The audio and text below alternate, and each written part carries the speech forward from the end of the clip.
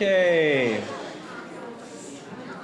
Well, it looks like just about everybody has found a seat, and I am so excited that you all are here.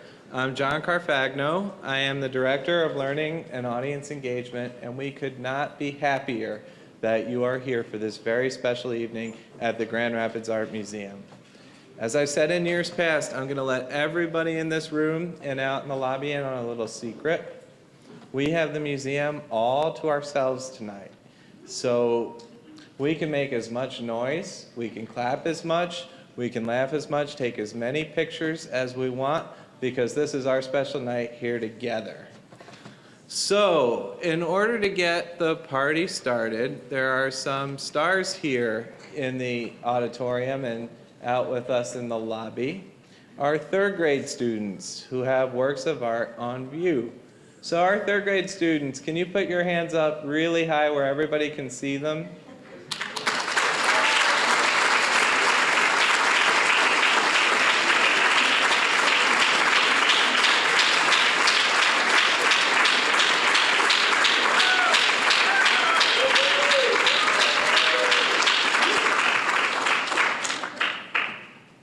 Tonight we're here to celebrate the incredible animals that have sprung forth from your imagination. You have literally turned the museum into a menagerie or a zoo filled with lots of different animals that you created. So we also have an exhibition that you all are going to have the chance to see. You'll be the very first people to lay eyes on our menagerie exhibition at Graham that are animals from the permanent collection and from loans from other places that are going to be a nice complement to the animals that you created. So your animals are hanging next to the animals created by artists like John James Audubon and Louis Lumen Cross, who you saw on your tours. So as we're all thinking about animals, one of the things that I like us to do when we start this event is for you to think about the animals you created back in your classroom. Do you remember when you were doing the unit, you created your animals? Now we're all going to be quiet, and when I count to 3, I want you to make the animal noise that your animal would make, okay? Are you going to try this with me? All right. 1, 2, 3.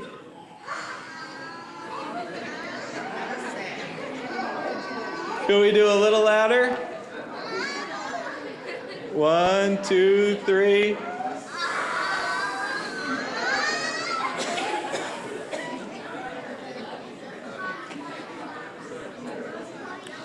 Okay, so we're going to see some of those ferocious sounding hisses and roars when we spill out after tonight's presentation, and we'll also see them, like I said, in our menagerie show.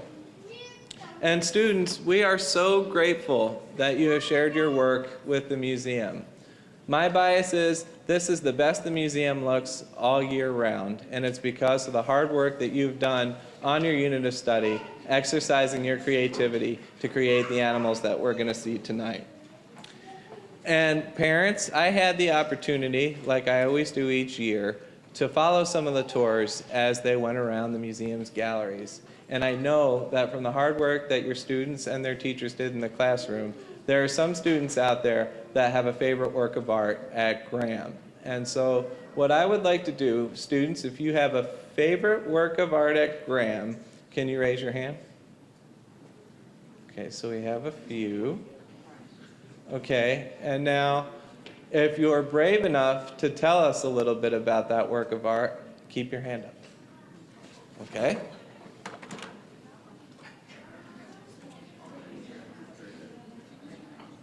So, Jeremiah, what is your favorite work of art at Graham? It's my made-up animal life.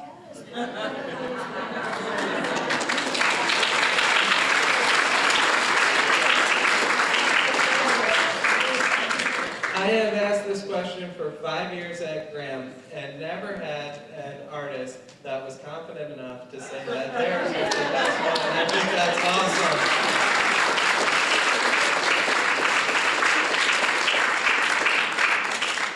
So we're talking animals tonight, and I have this eraser that I thought was the coolest thing ever that I got in the museum store. It's an elephant eraser, and every time it wears down, you can pop it up and a new one will come up. So this one is for you.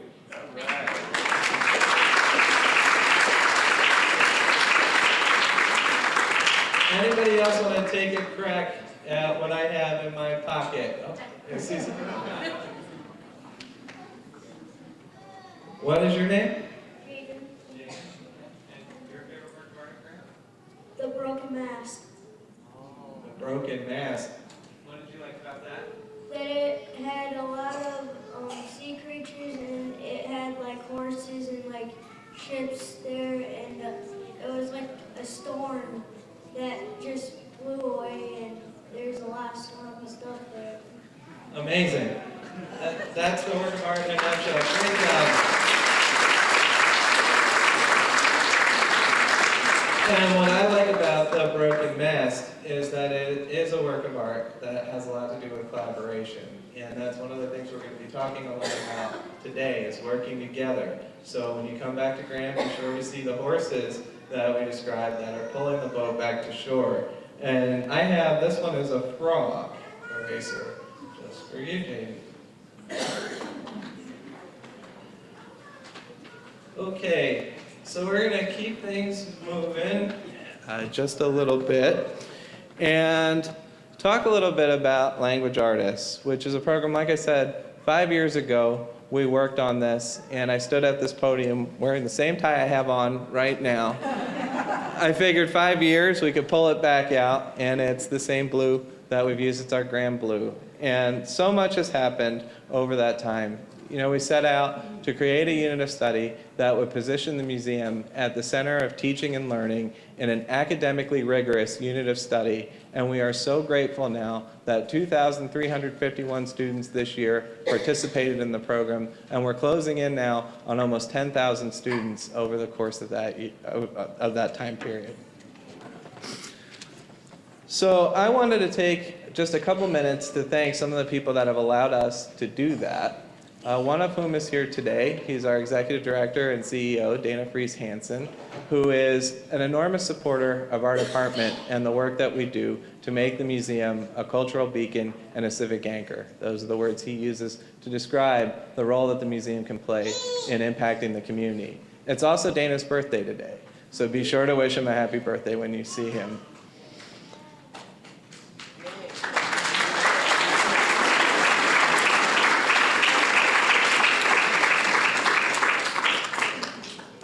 Our volunteer docents and education department staff have stepped forward for another incredibly long and impactful year of teaching and learning in the galleries. Like I said, we reached more students this year than we've ever had, so there was a lot of hard work preparing for those tours. Many of our volunteers are here today, as well as our education department staff members, so be sure to thank them.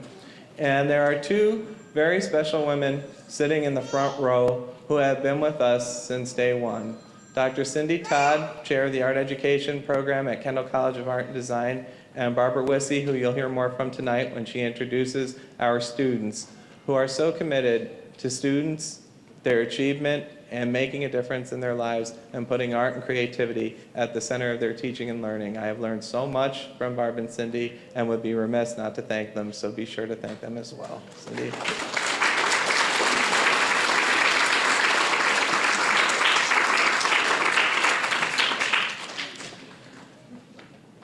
I hope your hands aren't getting tired. We have a little bit more clapping yet to do, and then I'm going to shut my mouth. And I do want to thank, though, our central office staff, who are such gracious collaborators and who take time out of their busy schedule to work with the museum and make sure we have everything we need to do the work that we're committed to doing for the district. And many of them are here tonight. And most importantly, our teachers who are on the ground in the classroom, who embraced a new way of thinking about their museum field trip 5 years ago, many of whom have come to this event, recognized some of the jokes that are told over the course of the presentation, and continue to smile and support because they care so much about our kids and their success. So we're so grateful for that network of people that come together to make this event everything that it can be.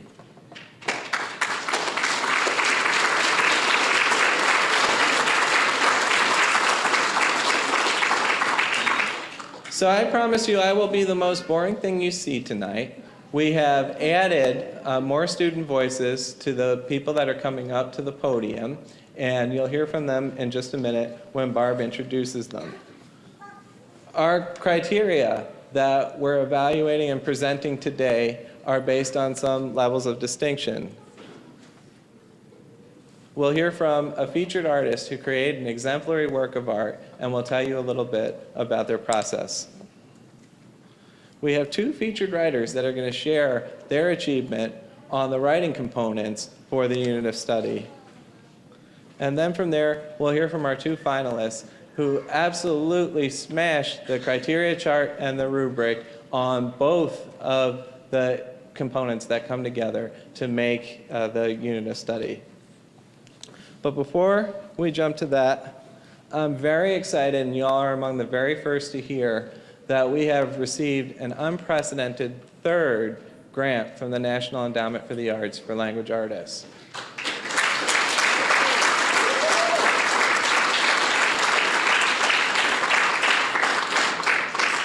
So that means that the program is continuing to build national recognition, not only for the museum, but also for the innovative teaching and learning that is happening in Grand Rapids and West Michigan, and we are so excited to play a role in that. We also have several local funders who have stepped forward to continue and to ensure that the unit of study is comprehensive in its approach to professional development, curriculum resources, and the awesome tours that your students participated in when they came to the museum. And several of them are here today in the auditorium with us, so let's give them one last big hand.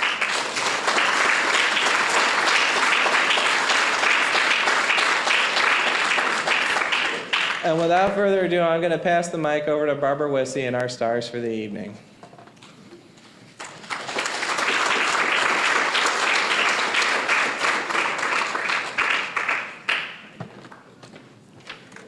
Thank you. Thank you, John. As our student presenters worked to prepare for tonight's celebration, they all showed enthusiasm and confidence in their work and a willingness to speak in front of a large crowd. It is my great honor to introduce these talented and fearless third grade students tonight. So let's really move to what the focus of the evening is, and that is our awesome students. Our first presenter is Jeffrey Conant, our featured artist tonight. He'll introduce himself and explain the process he used to create his artwork while highlighting some of the criteria required for his composition. Jeffrey told me as we worked together and got to know each other that he enjoyed the field trip to Graham. The museum was much bigger than he anticipated, and there were many huge paintings and sculptures that caught his eye. One was Calder's Blunt-Tailed Dog, which is part of the Language Artist Tour. Another that really stuck out for him was the furry creature lying on its side, enclosed in a glass box titled Feather Child. He thought that at any moment it would wake up and start pounding on the box to get out. He really liked his docent and didn't want the tour to end. Jeffrey's favorite subjects at school are art, music, and writing, in that order. His art teacher, Shelley Smith, was very excited when she heard that he was being honored as the featured artist. She shared that, quote, "As Jeffrey's art teacher, having a student with a strong talent and the confidence to fulfill that gift helps define the value of my vocation as a teacher.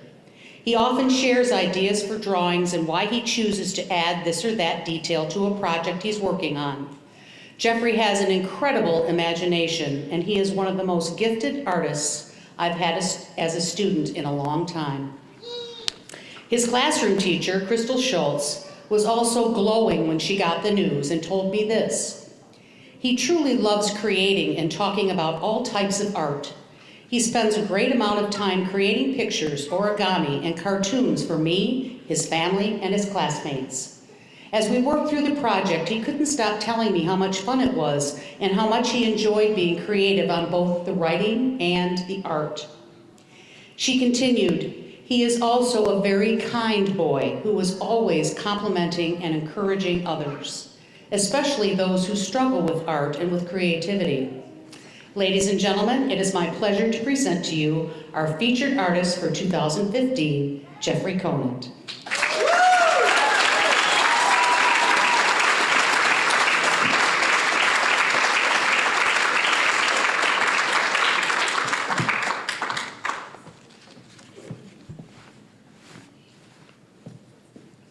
Can you see it? Okay, just hold it. Okay. Hello, my name is Jeffrey Conant. I go to Stocking School. My teacher is Miss Schultz and my art teacher is Miss Smith.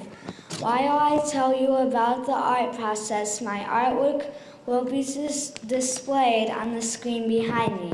After our field trip to Graham, we started on our own artwork in art class.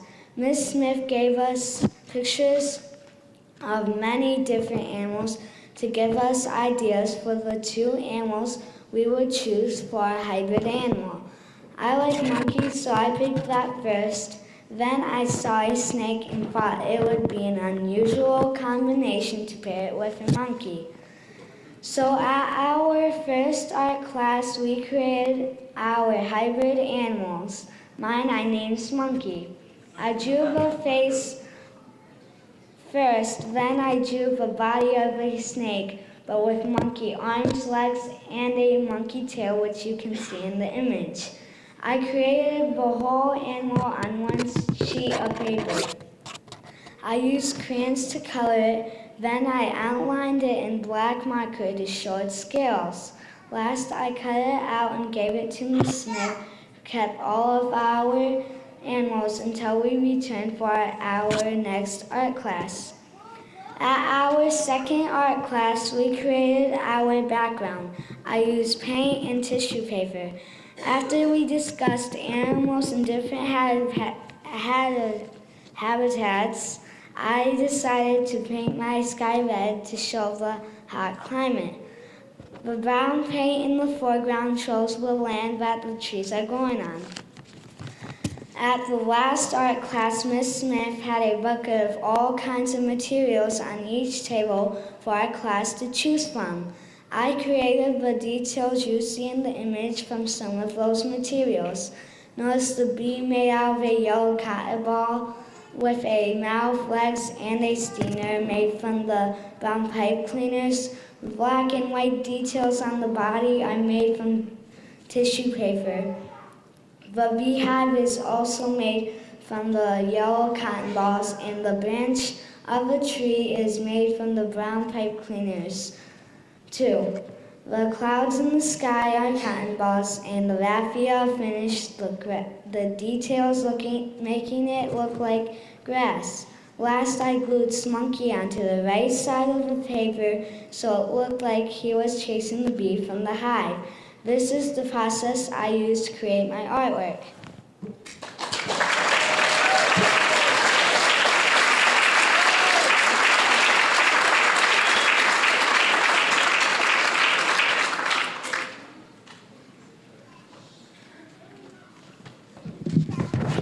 Oops, wrong one.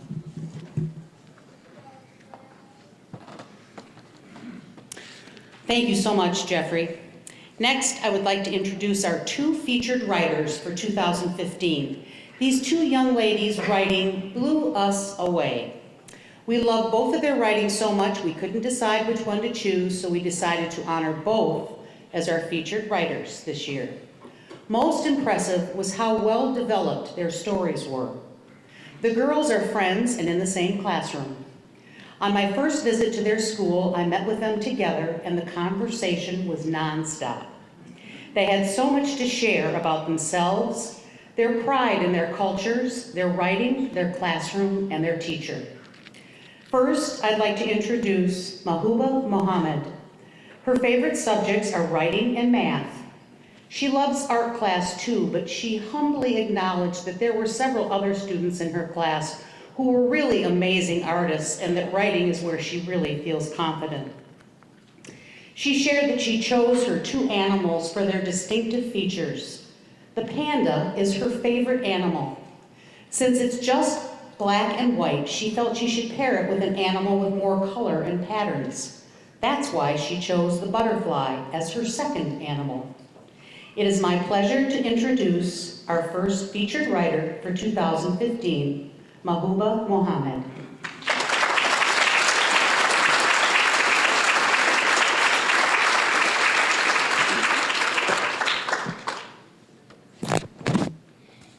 Hello, my name is Mahbooba Mohammed. I go to East Leonard Elementary School. My teacher's name is Mr. Dykstra, and my art teacher's name is Miss Kim. I'll explain my writing process first, then I'll read my narrative and compare and contrast writings.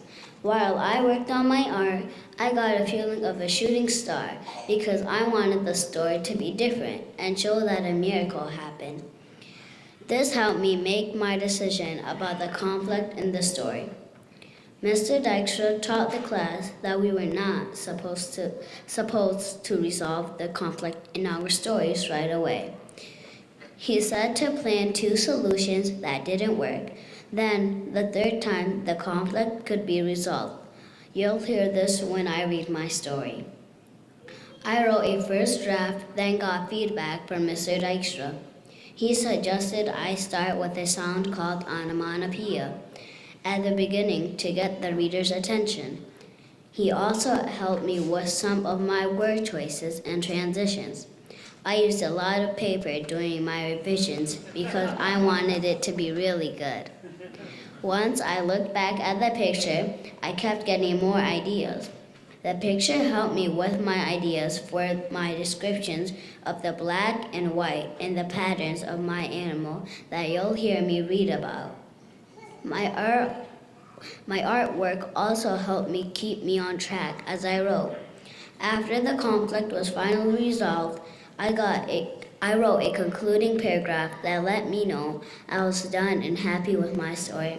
I will now read my narrative for you. Crunch, crunch, Blossom the panda was eating bamboo in the forest. Suddenly, she looked up to see a beautiful butterfly gracefully soaring in the sky above her.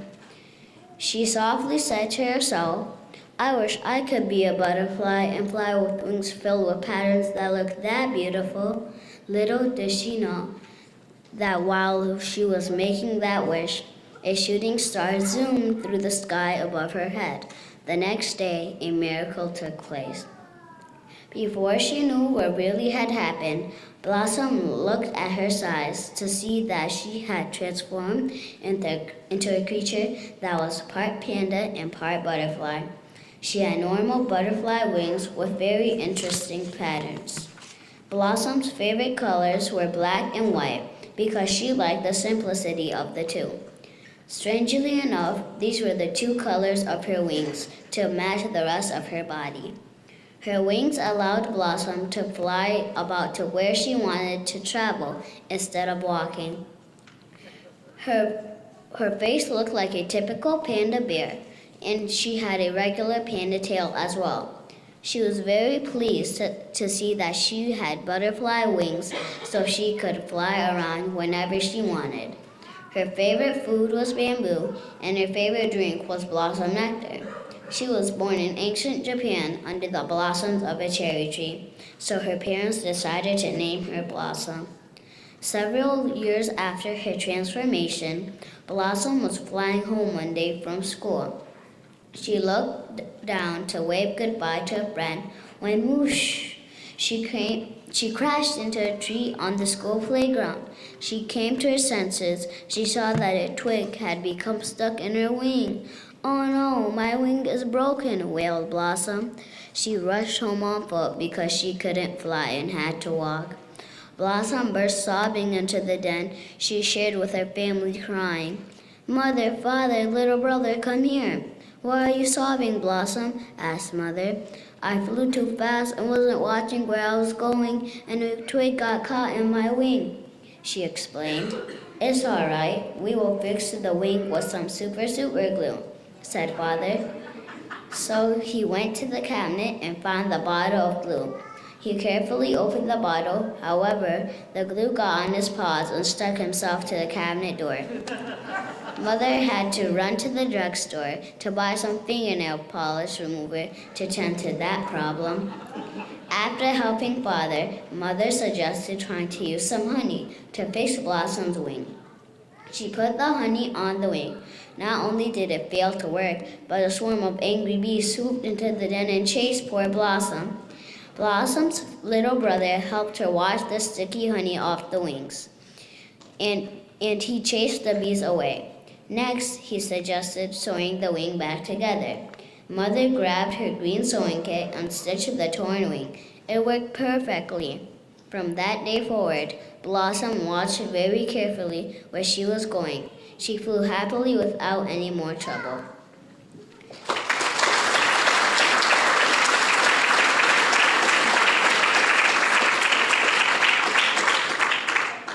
Now I'll read my compare and contrast piece. The painting, The Broken Mask by Matthias Alton is both alike and different from my creature, Blossom, that I created. Both pieces of artwork contain a cloudy blue sky. Our creations both have wet grass like a late spring day. Both pieces have brown mud darker than my skin. It looks as if the mud would be slippery and could splash all over your clothes. The water is blue like a pure sky. Matthias Alton has many more details than my art piece. First of all, his masterpiece has 3 giant horses pulling out a wrecked ship from the sea. Of course, if you look at my piece, it is nothing like his. My art has hills and a sunset using warm colors, while his has a cool color blue background.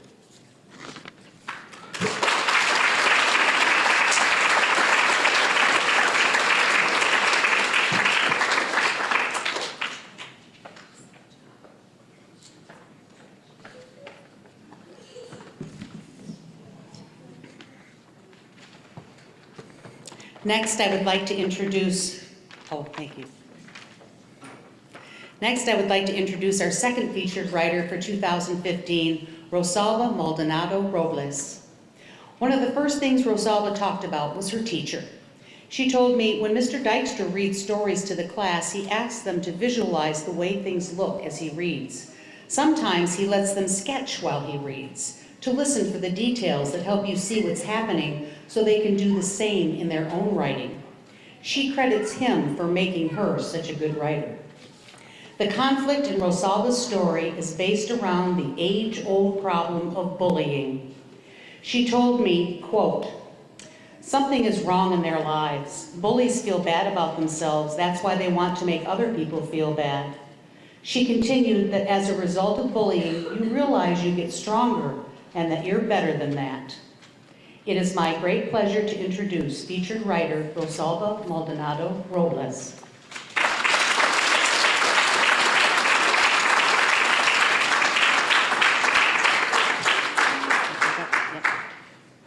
Yep, then we can really see you. Hello, my name is Right Rosalba. up to your mouth, honey. Yep. Hello, my name is Rosalba Maldonado Robles. I go to East London Elementary School. My teacher's name is Mr. Dykstra, and my art teacher's name is Miss Kim.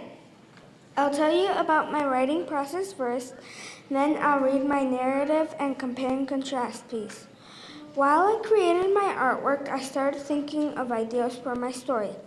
As I worked, I used my artwork to help me plan the flow of my story.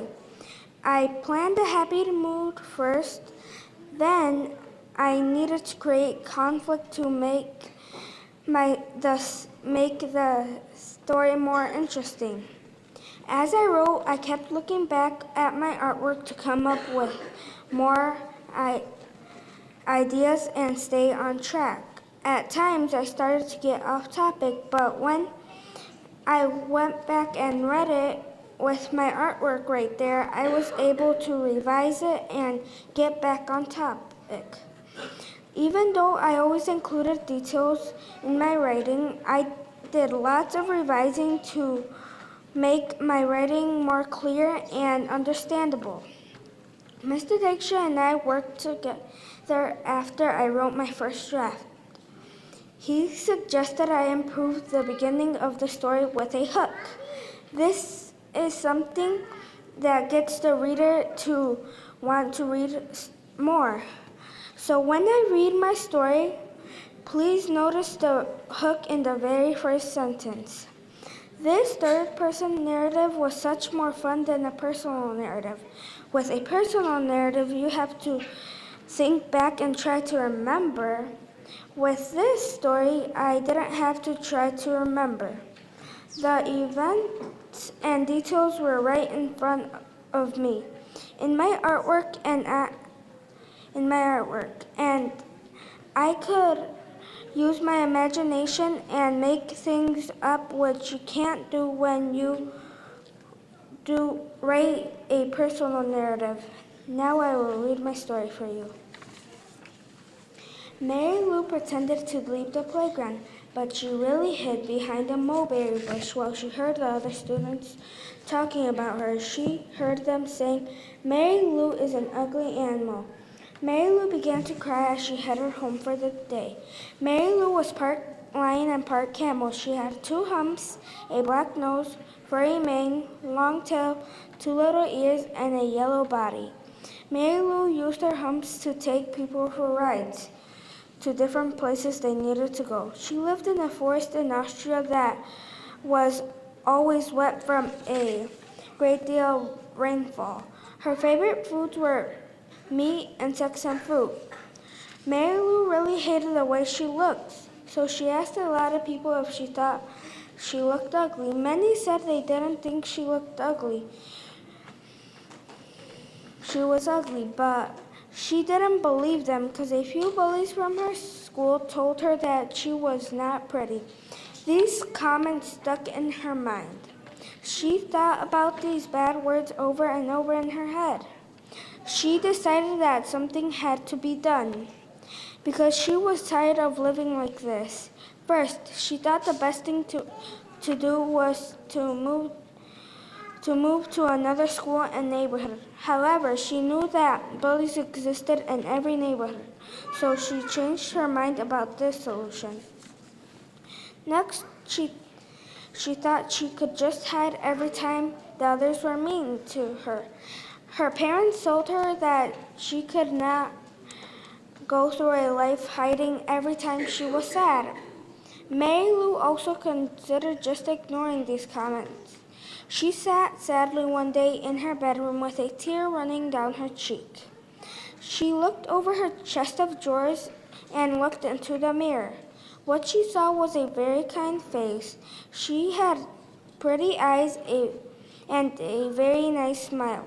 She also remembered how many people she had pleased by giving them rides places they needed to go. It was at this point forward that Mary Lou knew she should not allow a few bullies that really felt badly about themselves ruin her life. From that time forward, she decided to focus on her life, that friends appreciated her and her differences. Sure, she was different from others. However, differences make everyone unique, she decided. Now that Mary Lou solved her problem, she vowed to never again allow someone to make her feel badly about herself. She was no longer so sensitive to other people and their harsh words.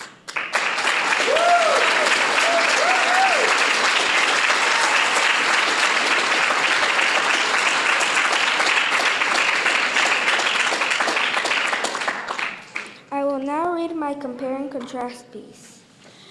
The Broken Mast, a painting by Matthias Sultan, is both alike and different from my creature Mary Lou. Both pieces of artwork have water. We also included clouds in both. Both The Broken Mast and Mary Lou the Lion Camel have a blue-green background.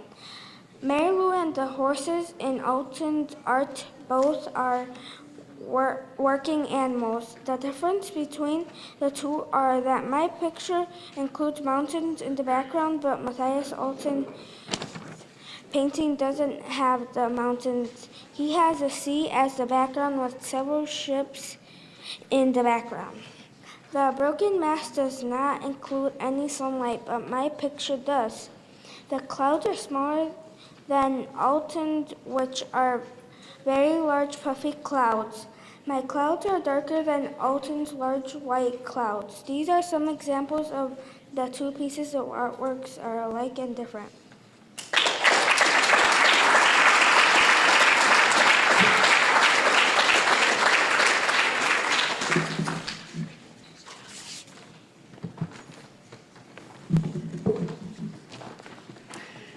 Next is our first finalist, Valerie Verville. When I worked with Valerie to prepare for tonight's presentation, I asked her to tell me a bit about her artwork. She said that Ms. Ford taught her class about foreground, middle ground, and background. So as she worked in art class, she started getting an idea for her story's setting and conflict. In her image, you can clearly see the horizontal areas she created, showing the three lands that you'll hear figure prominently in her story. She also told me that she enjoyed creating an animal that didn't really exist, so that she could use her imagination to create something that was plain and basic at first, then really came to life when you added all the colors and textures. When asked, she told me her favorite subject is art. It takes things off my mind, she said. She shared that her mom is artistic, so she must have gotten her interest and confidence in art from her. She went on to tell me other things about school that she liked, and I asked, "Are you one of those people who get up in the morning and you just can't wait to get to school?" And she said, "Oh no, I am not a morning person."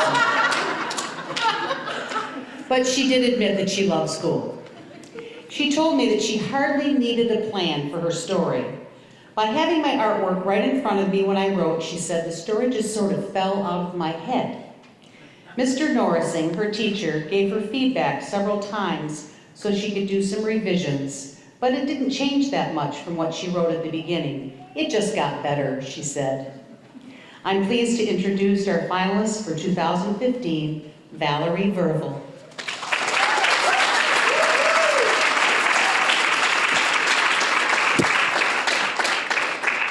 Hello, my name is Valerie Verville. I go to Shawmut Hill School. My teacher's name is Mr. Norsing, and my art teacher's name is Miss Ford. I'll read my narrative first, then I'll read my compare and contrast piece. Calvin the Dragon Monkey. One sunny morning on the middle ground, there Calvin stood. He is a dragon monkey.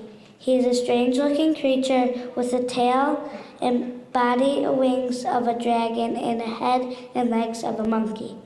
Calvin has a colorful body with all the colors of the rainbow. He has furry legs and has a head that is soft as a kitten.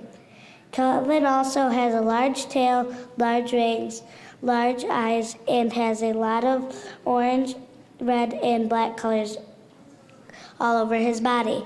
His body, wings, and tail are rough because of all the scales covering them.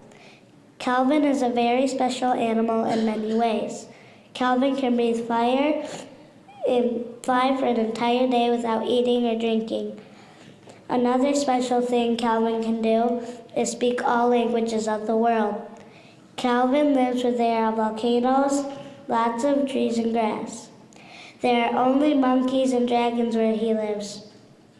Calvin eats bananas and all types of meat that he could find. This is how Calvin got this way. There was once 3 lands that existed in the world: the Dragon Land, Middle Land, and Monkey Land. There was a dragon named Cal and a monkey named Vin. They were both 10 years old, and they were both told the legend of the mix. The legend says if there is a place where 2 different types of animals would be happy and the 2 animals go there, they would get mixed. They would get mixed because the middle ground was a mixed-up, magical place. Cal and Vin were tremendously scared. They even tried not to look in the direction of the middle ground. Then one day, Cal and Vin took a walk around their land. All of a sudden, they tripped on the middle ground. Boom! They rose up from the ground, and all they heard was zap. They landed in the middle of the middle ground. Cal and Vin were mixed up into one animal. Not long after, Calvin was being made fun of. He got so mad he wanted to breathe fire on them. The very next day, he gave a speech to a group of dragons and monkeys. He said, everyone should be treated the same, so if you want to be treated in a nice way, you should treat others nice. The next day, everyone who made fun of him felt guilty, and Calvin was never made fun of again. Moral: treat others the way you want to be treated.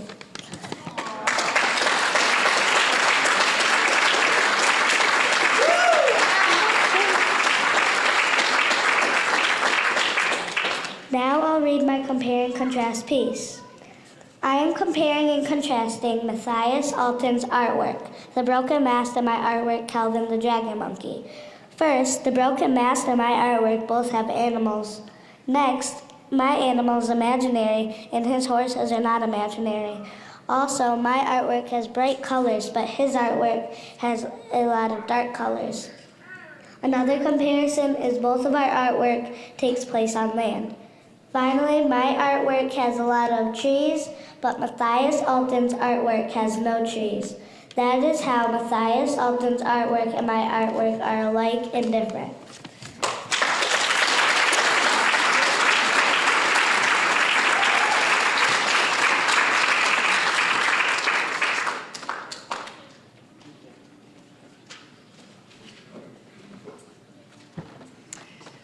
Our next finalist and final presenter is Andy Guillen. While working with Andy to help him prepare for his presentation tonight, the first thing we talked about was his trip to Graham. His first reaction was how big and bright the art museum was.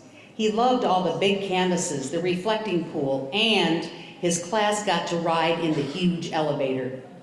He saw some things at Graham and things that he read in books that gave him ideas for the conflict in his story. I asked him about the unusual pairing of his animals, and he explained that he got his idea for the wolf from a video game, where the wolves attack you when they're wild and protect you when they're tame. He likes to read books about all kinds of animals, especially owls, because they have night vision and they fly so fast. So he paired the wolf and the owl to create his Wolfle. Andy told me his favorite subjects are math and science. But he loves all art projects, but writing, he said, is difficult for him. He said, I want to work at it so I can get better at it. This project was fun because we created our own animal to write about. My art teacher gave us lots of materials so I could be super creative on this project. Then all I had to do was look at my artwork to write my story. It is my great pleasure to introduce our finalist for 2015, Andy Guillen.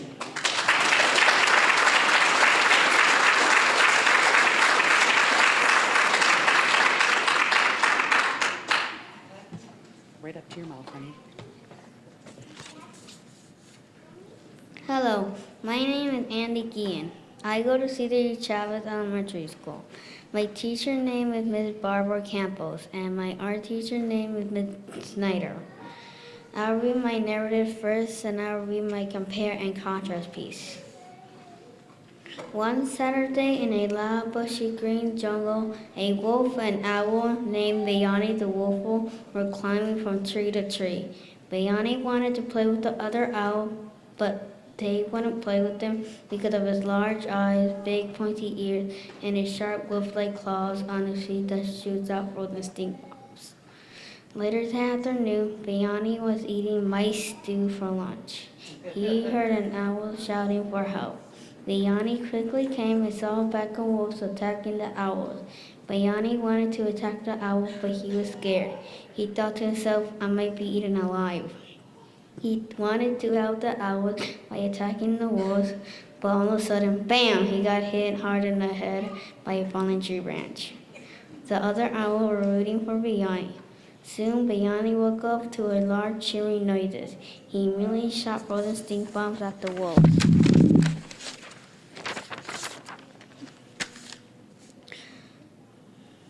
The wolf became frozen in place like statue and smelled like dirty old fish. The owls were thankful and felt blessed to have their life saved by Bayani. All the other owls and many other animals of the jungle wanted to be friends with a strong and fierce Bayani. Everyone ended up being friends and lived happily ever after in the jungle.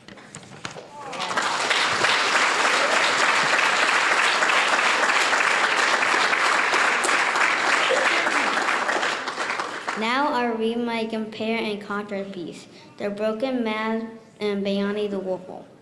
The Broken Mask by Matthias Alton and Bayani the Wolfle are similar in several ways. First, they both have clouds in the sky. Second, they are alike because the animals are standing on land in the middle ground in both images. Third, Alton and I both use a lot of color blue in our artwork. The Broken Mask and Bayani the Wolfle are different because the mood of Alton artwork is cloudy and dark, and Bayani the Wolfle's is sunny and bright. Alton also includes people in his image, and I do not. Alton and my image are also different because there are no trees in Alton's painting, but mine has many trees.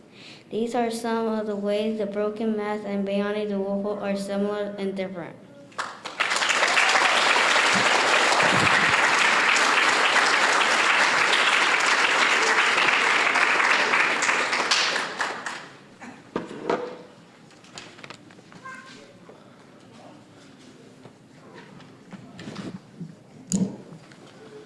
Okay, well, how can I follow that up?